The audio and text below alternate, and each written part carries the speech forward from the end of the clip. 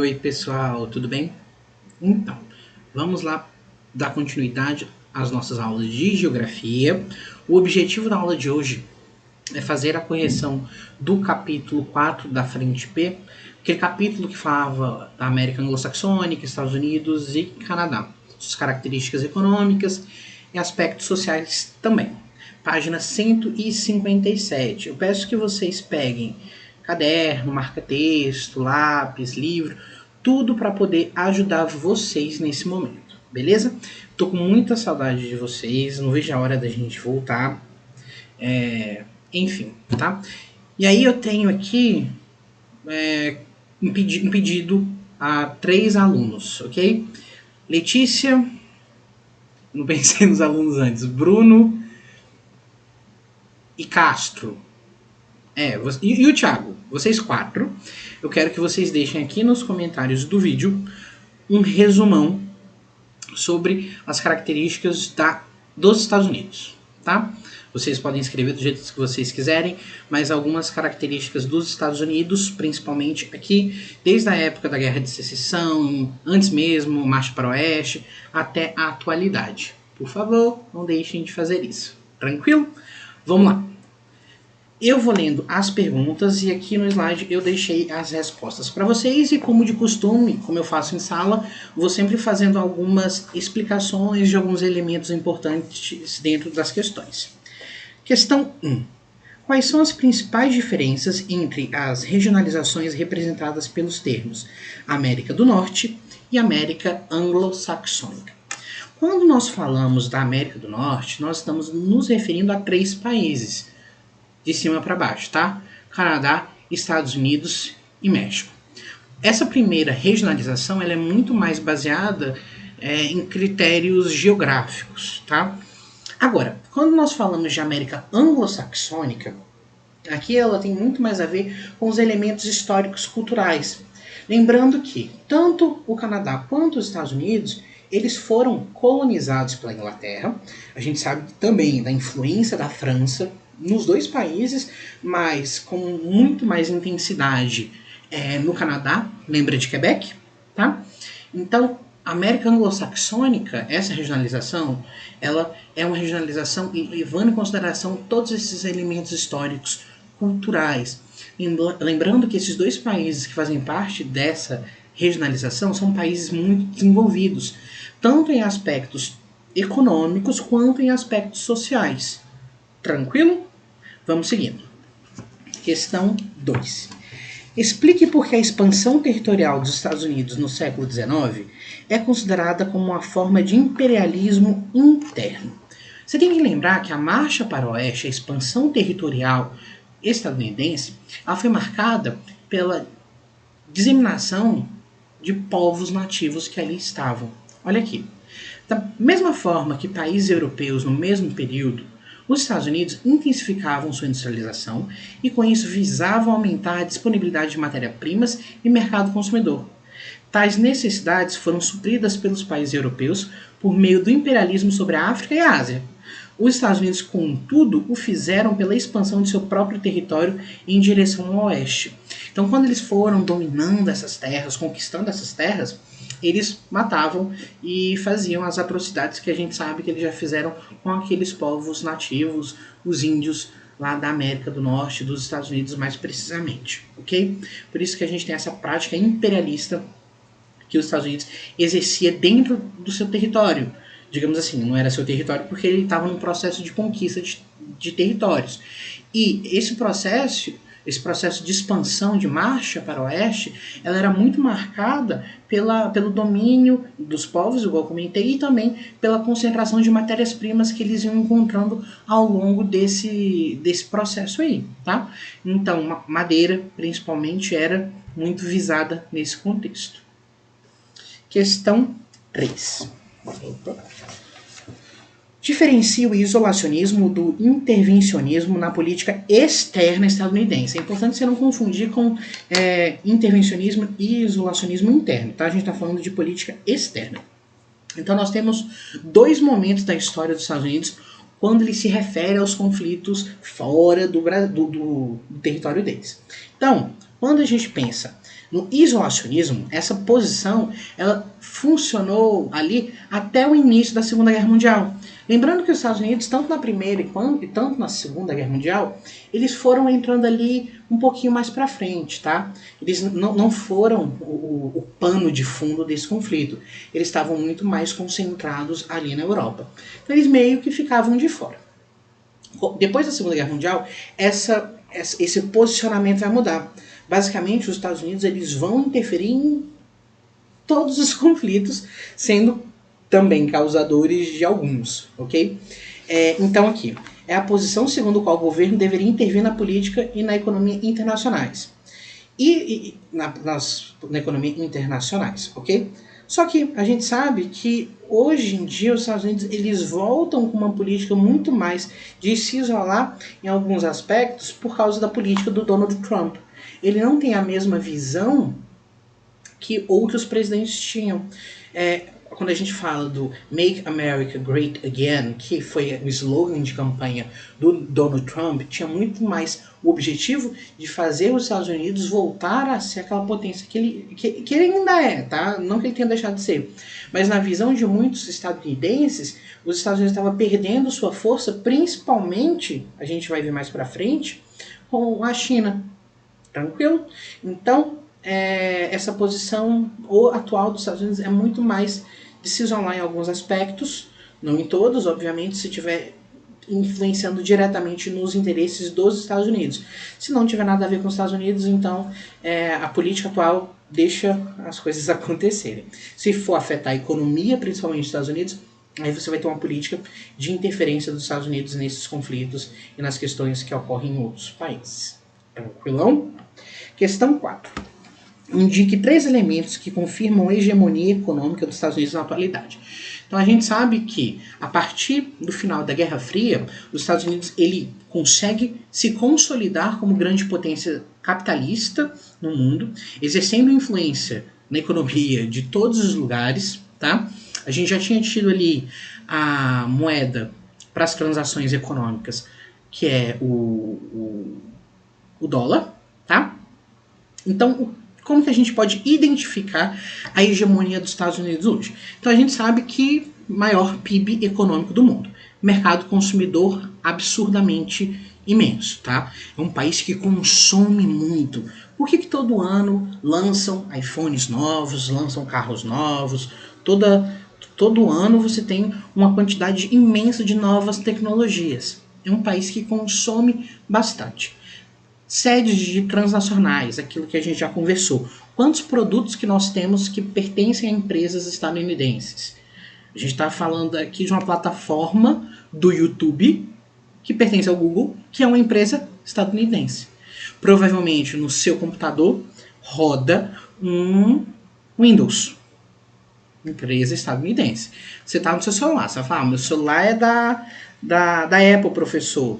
Estados Unidos. Aí o outro fala, não, professor, meu celular é da Samsung, sul-coreana. Beleza. Qual o sistema operacional que roda aí nesse seu celular sul-coreano? Android. Android é um sistema operacional produzido por qual empresa? Google. Empresa de onde? Estados Unidos. Então, nós consumimos muitas coisas desse país. Isso mostra uma hegemonia tanto econômica quanto cultural. Não tem como fugir dos Estados Unidos, tá? Então, maior investimento em ciência e tecnologia, patentes, royalties, bolsa de valores. Então, todas essas características fazem dos Estados Unidos o país com maior hegemonia e domínio no mundo todo. Questão 5. Indique 3 formas de intervenção do governo estadunidense na economia interna. Quando a gente fala dessa economia interna, primeiramente, setor armamentista, muito importante para a economia estadunidense, um país que consome muitas armas, tá? A gente nem vai entrar no aspecto social disso, nós estamos falando aqui de um aspecto econômico. O Estado, né, o governo, investe bastante nesse setor armamentista, interfere na educação também do país, a maioria das escolas da educação básica nos Estados Unidos são pertencentes ao Estado. além de atuar na regulação de setores como alimentício, farmacêutico e do agrotóxico, e o país ainda mantém políticas de subsídios agrícolas. Seria o que é isso, esses subsídios agrícolas, professor? É quando o Estado, o governo, ele financia, auxilia na produção agrícola do país. Questão 6. Caracteriza a agricultura dos Estados Unidos na atualidade, como exemplo na geração de empregos e na questão dos subsídios agrícolas. Então, a gente entende, quando fala lá dos belts, daqueles cinturões agrícolas estadunidenses, a gente tem que entender que é uma das agriculturas mais importantes do mundo, tá? Quando a gente fala que os Estados Unidos compram muitos produtos de outros países, é para você entender que eles consomem tanto que a produção dentro do país não é o suficiente para atender a demanda do país. Então, importantíssimas, cereais, milho, soja e trigo, algodão e frutas, laranja, maçã e uva. Todos esses produtos são muito importantes para a agricultura norte-americana. É uma indústria, uma agricultura extremamente mecanizada. Se você pesquisar aí na internet, você consegue ver máquinas imensas gerando, fazendo todas aquelas atividades, tanto de plantação quanto de colheita. Por ter essa tecnologia tão avançada, a participação na geração de emprego é muito pequena, abaixo de 2% em relação ao mercado de trabalho do país. Beleza? Então a gente entende que não é o setor que mais gera empregos porque tem essa tecnologia muito avançada. Questão 7. Caracterize a situação atual do comércio externo nos Estados Unidos e explique a guerra comercial do país com a China. Aqui a gente vai voltar naquela déficit e superávit. A gente sabe que déficit é quando um país faz o quê? Importa ou exporta mais? É quando ele importa mais produtos. Então, desde a década de 70, os Estados Unidos eles entraram em déficit da sua balança comercial. Eles compram muito mais produtos e aí a China entra com um papel fundamental nessa disputa. Por quê? Grande parte das empresas estadunidenses mandam lá para fora, para o país, para a China, tá? Para fazer a montagem desses produtos, por exemplo. E depois eles vão comprar esses produtos de novo. Eu sempre falo para vocês, o caso da Apple é o mais fácil da gente identificar, mas a maioria das empresas fazem isso, porque lá fora você tem uma mão de obra muito mais barata quando comparada com a mão de obra estadunidense. Então, apenas a agricultura e o setor de serviços não são deficitários. Por quê? Porque aí nem tem como, né? Você tem uma agricultura de ponta nos Estados Unidos e os serviços que acontecem ali mesmo, tá? Então, esse processo vem contribuindo para a desindustrialização. Essas indústrias perderam espaço nos Estados Unidos porque elas foram para outros países. É aquele caso quando a gente falou de Detroit, lá nos Estados Unidos. Era o centro das empresas de automóveis e hoje foi vendida para outros lugares. Tá? E endividamentos nacionais. O que levou o presidente Donald Trump a adotar medidas protecionistas por meio de taxas alfandegárias, de boicotes a empresas de tecnologias estrangeiras. A gente ouve falar muito dessa luta, guerra, na verdade, comercial com a China, tentando fazer com que a população consuma produtos próprios dos Estados Unidos, em vez de comprar aqueles produtos que são produzidos lá fora, por meio dessas taxas alfandegárias de todas essas atividades. Tá? Tá tranquilo? Ok, seguindo aqui. Questão 8. O que foi o movimento dos direitos civis que teve grande destaque nos Estados Unidos a partir da década de 50? Aqui é um assunto que é importantíssimo a gente conversar, seria muito mais completo se nós estivéssemos frente a frente, mas vamos lá. Quando a gente fala da política social, das características sociais dos Estados Unidos, a gente percebe que a desigualdade ali é imensa. Mesmo que nós não acreditamos, de fato é. Quando eu falo de divisão racial, de tensões raciais, é um país que ainda é marcado por uma certa segregação. Obviamente, hoje em dia, nós não vivemos lá nos Estados Unidos uma segregação permitida pelo Estado. Porém, a gente sabe que não é porque algo não é mais uma lei que a cultura do país se livrou de todas essas práticas racistas. Então, ó, até 50, principalmente os estados do sul, eles mantinham as leis segregacionistas, as chamadas leis Jim Crow, que separavam brancos e negros em escolas, espaços públicos e nos meios de transportes. Rosa Parks, Malcolm X, Martin Luther King, tudo isso vocês lembram da luta pelos direitos civis da população negra nos Estados Unidos, principalmente nos estados lá do sul. Lembrando que essa herança ela foi herdada desde o período da Guerra de Secessão. Lembra quando a gente falou dos estados do norte, dos estados do sul, de todas aquelas características referentes a um sul agrícola, um sul com mão de obra escravizada, enquanto o norte mais industrializado e sem aquela mão de obra escravizada. Muito interessante, dica de filme aqui, 12 anos de escravidão, é um filme excelente, eu acho que tem na Netflix, quem não assistiu, assista, falem para os pais de vocês que foi a atividade do professor de geografia, porque esse filme ele retrata muito bem essa questão, não vou dar muitos detalhes para não estragar o filme, mas você vai ter um homem negro que era dos estados do norte, né? Era um homem livre, ele vai ser sequestrado, vai ser levado para os estados do sul, onde a população escravizada, a população negra vivia de uma forma horrível, e é um filme muito triste e faz a pessoa chorar. Tá? Então, esses movimentos dos direitos civis tiveram o objetivo de combater as leis e se expandiu pela luta por maior igualdade entre brancos e negros no país. Questão 9. Uma questão sobre o Canadá. Indique as atividades econômicas que diferenciam as províncias de Quebec e Ontário das províncias do Centro-Oeste e da Colômbia Britânica no Canadá. Aqui então a gente vai ter uma divisão: indústria e agricultura, propriamente dito, tá? Então, em Ontário e em Quebec, nós temos as principais áreas industriais e centros comerciais e financeiros, tá? Nessas duas províncias. Já no Centro-Oeste, aqui é só lembrar do Brasil, o Centro-Oeste brasileiro, também nós temos áreas agrícolas, produzindo bastante trigo também. E na Colômbia Britânica, destaque da indústria madeireira.